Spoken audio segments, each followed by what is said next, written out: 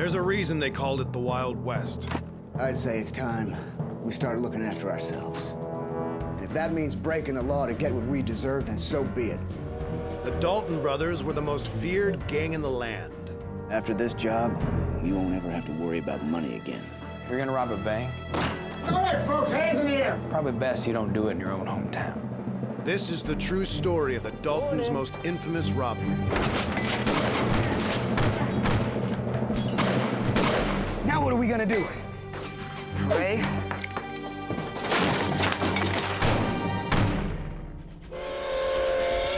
I was just a young man when I first headed west. In the years that followed, I became a cowboy, a gunslinger, and even served as sheriff of Dodge City, one of the most lawless towns in the country. My name is Bat Masterson.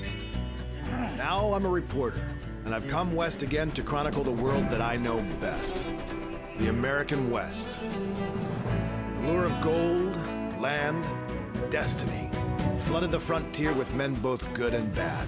These are the incredible true tales of the Wild West.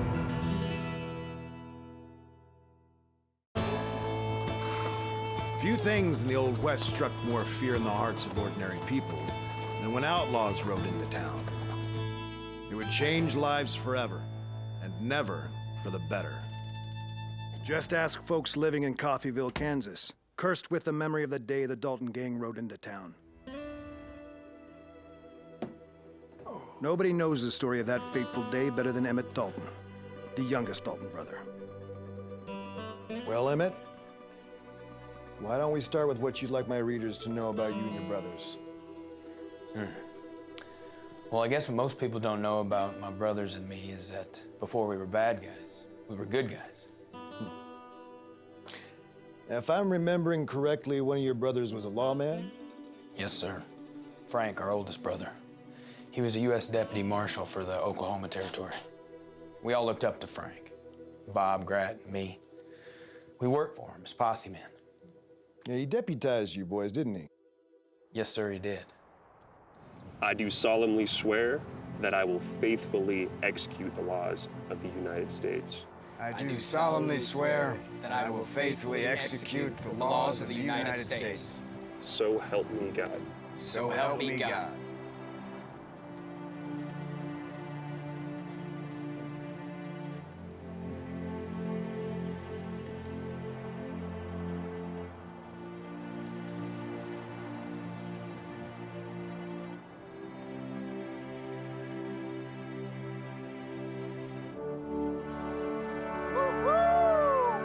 That day when Frank swore us in was one of the proudest days of my life.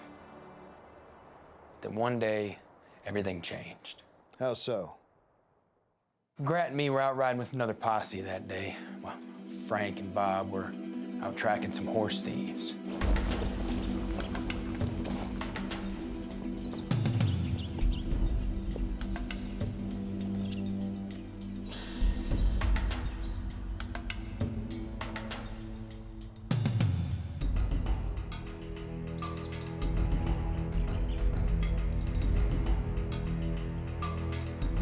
Hands up! U.S. Marshals! I said hands up!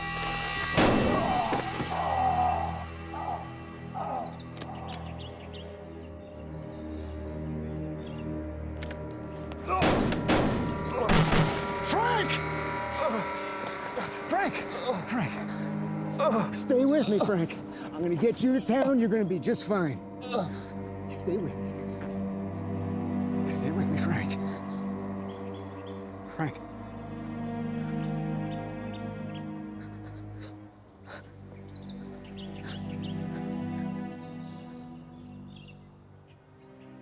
He died in Bob's arms. It was tough losing Frank. Very tough. We all just kind of lost our spirit after that.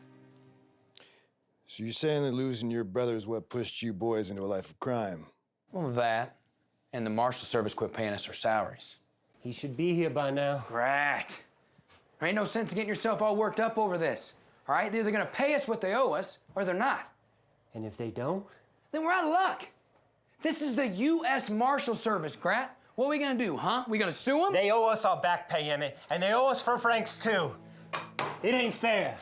Since when has life ever been fair? Spoke to the new marshal. He says our paperwork wasn't ever processed. So we ain't officially deputized, and there ain't nothing we can do about it. Newt. They're not even gonna give us Frank's back pay? Frank didn't have a will. Marshal says, how do they know he would want that money to go to us? We're his brothers. I knew it. That's how. I'd say it's time we started looking after ourselves. What do you mean? I mean, if the law ain't gonna give us what's rightfully ours, then we need to do what we need to do. And if that means breaking the law to get what we deserve, then so be it.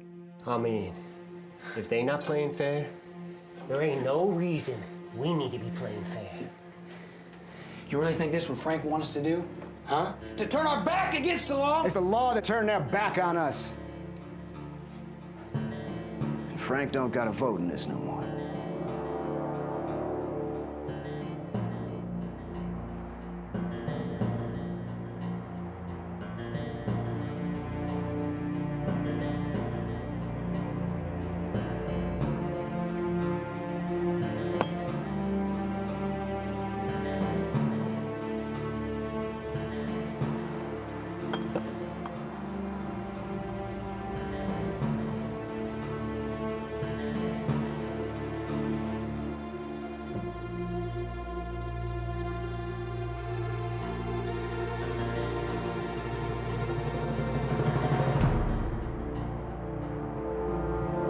I was only 16 when Frank was killed. Frank's death changed everything for me and my brothers. So Bob decided it was payback time. And payback meant becoming outlaws. Started out small, did a little cattle rustling, stole a few horses. I knew it was wrong at the time. I was just following along with my older brothers, like kid brothers do. But after a while, Bob decided that it was time we branch out a little. Started off robbing trains. Got pretty good at it, too. I think it helped that we knew how to outsmart a posse. For a time there, it seemed like you boys were unstoppable. Yeah, like we could go around robbing any train we pleased. One day, Bob and Grat got this idea that, we need to get in the bank robbing business. So they're getting greedy, were they? Funny enough, it wasn't just money anymore. No, they had this idea that we needed to make a name for ourselves. That's when they came up with the Coffeyville plan. I don't recall this ever being done before, Bob. Just because it ain't never been done before don't mean we can't do it. And we can finally show up old Jesse James and those younger boys. Jesse's long dead. We don't need to impress his ghost. And who cares about our cousins? We never liked them younger boys much anyhow. Nobody will know me and Dick from Adam. If they recognize you boys, just shoot them. We ain't been back to Coffeyville for a long time. Ain't nobody gonna remember us. I still don't see why we can't just pick one bank and rob it, Bob. I mean, why two at once? We got us a chance here to make more money in one day than we could make in a year, maybe 5 years. Besides, ain't you never heard of killing two birds with one stone? Just hope we eat the birds.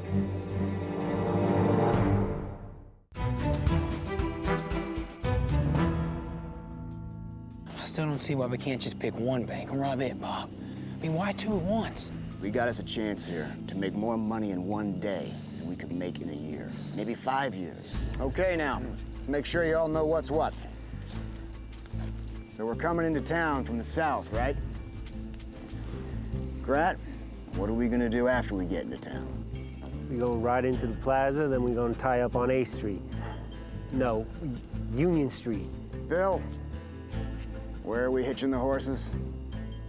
Either here in front of the First National or here in front of the Condon Bank. Well, I'm glad somebody's been paying attention.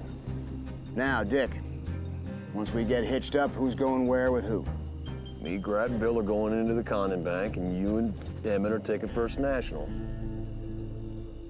And there's our plan. Easy peasy, huh?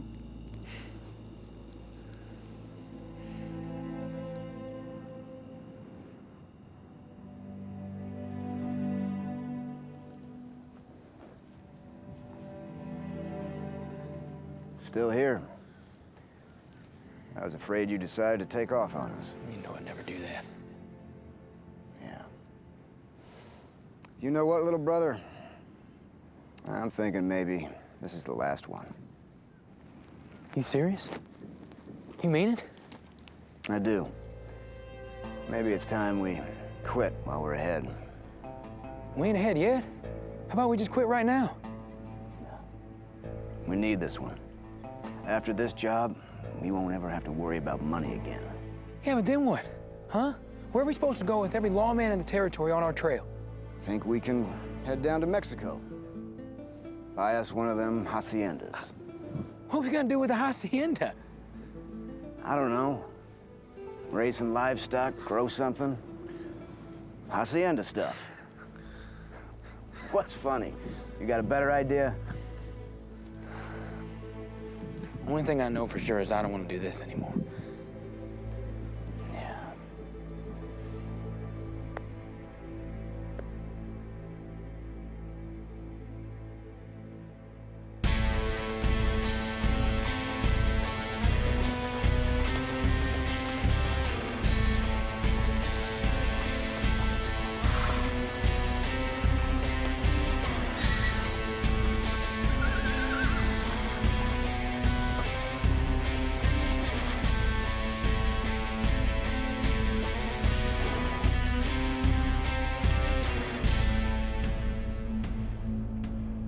All the hitching posts are gone, Bob. They were always just right here. If we can't get to our horses quick, we're gonna have ourselves a problem. I'll just shut up and let me think.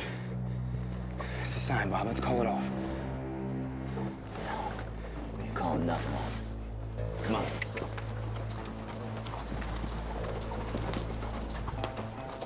So what happened to the hitching posts? Progress had come to Coffeyville. The town was putting in sidewalks, so the hitching posts had to go until the work was done.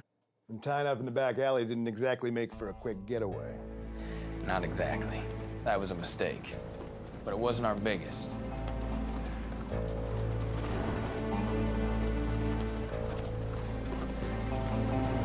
I don't like it, Bob. It's too far. It ain't that far.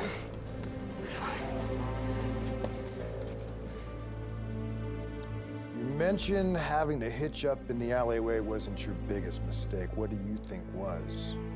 If you're gonna rob a bank, let alone two, probably best you don't do it in your own hometown.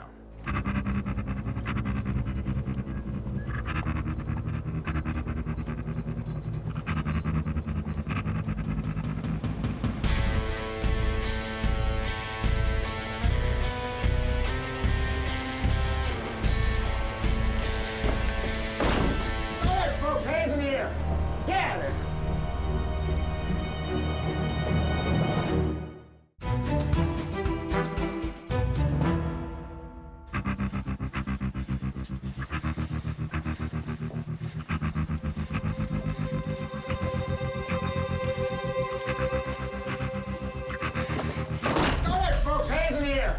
Gather!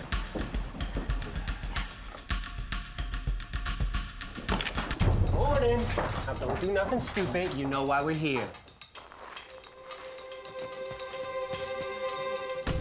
Hurry up! Don't you try nothing. Emmett! Emmett! Empty your pockets! Empty your pockets! Don't look at me, look at the floor! Why don't you go open up that safe for me? I can't open it. What you mean you can't? It's on a timer. That's all of it? It's in the safe. Come on. Nobody can open it till 10 o'clock. It's only 10:15. You best figure out how to open it, unless you want to leave here in a box. That's every last cent. Well then, guess we'll be on our way. And I'd like to thank you all for your cooperation.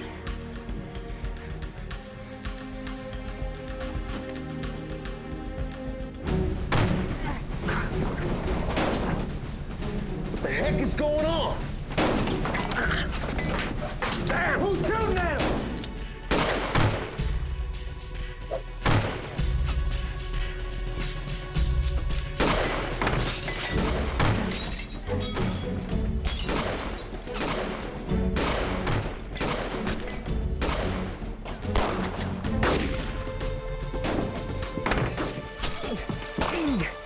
Now what are we gonna do? Pray?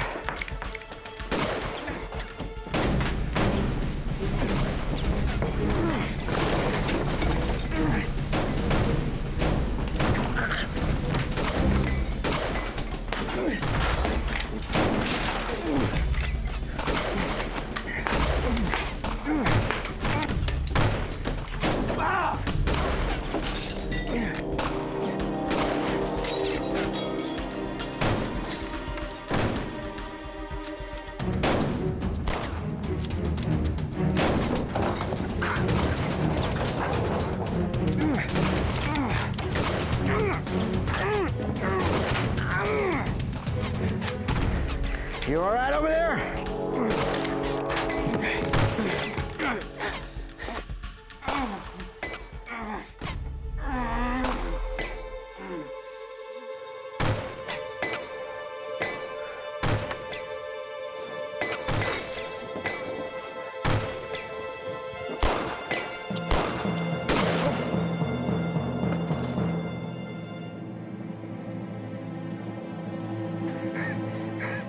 Great plan, Bob. We ain't gonna be able to get out the front.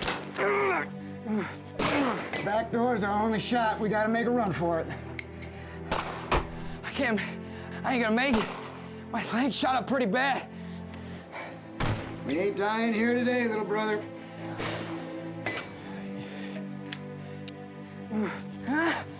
No, I can't.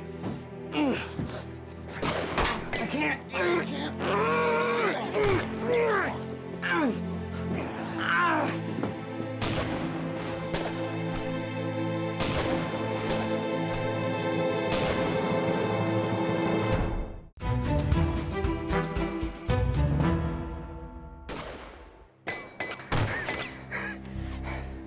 We ain't dying here today, little brother.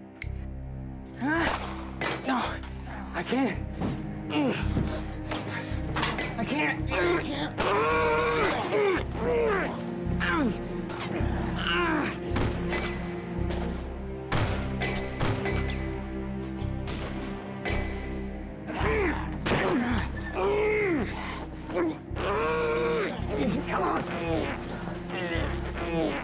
You almost see that hustle.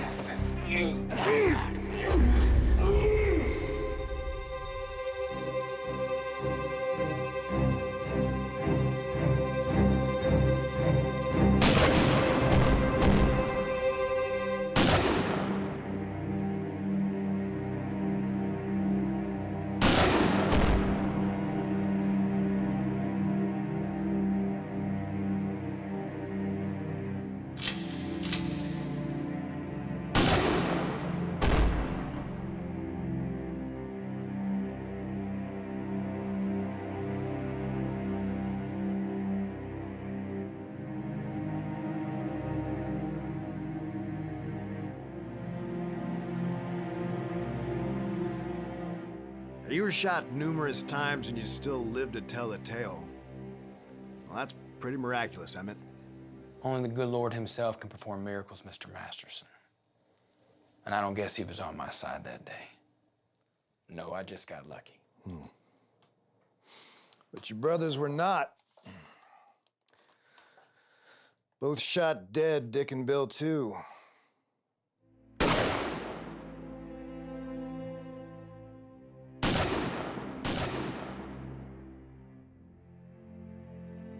Everything happened so fast. They didn't stand a chance. 4 innocent men died that day, too. Proud sons of Coffeyville. There was Lucius Baldwin, 23 years old, just a kid. Marshal Charles T. Conley, shot dead just trying to protect his town. Then there was George Cubine, Charles Brown, both with families, and they all died for what, just a couple bags of money? I think about those men every day of my life. I think about them more than I think about my own brothers. What would you say to folks who think you got off too easy, Emmett? Well, Mr. Masterson, what I've learned since that day in Coffeyville is that a man can be handed a life sentence without ever spending a day behind bars. I think you've got everything you need. Emmett Dalton was just 21 when he was sentenced to life in prison. Released from prison penniless and with little more than an infamous last name, Dalton headed to the one town where that is constantly in demand, Hollywood. Emmett Dalton wrote and starred in many westerns during the silent film era.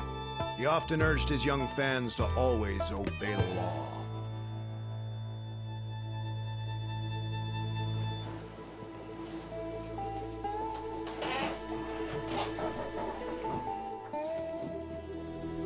To avoid being hanged, Emmett Dalton pled guilty to 4 counts of second-degree murder and was sentenced to life in prison. But after serving 13 years as a model prisoner, the governor of Kansas decided he had repaid his debt to society and granted him a pardon. But there are some debts that can never be repaid. And I don't guess there are many men who know that better than Emmett Dalton.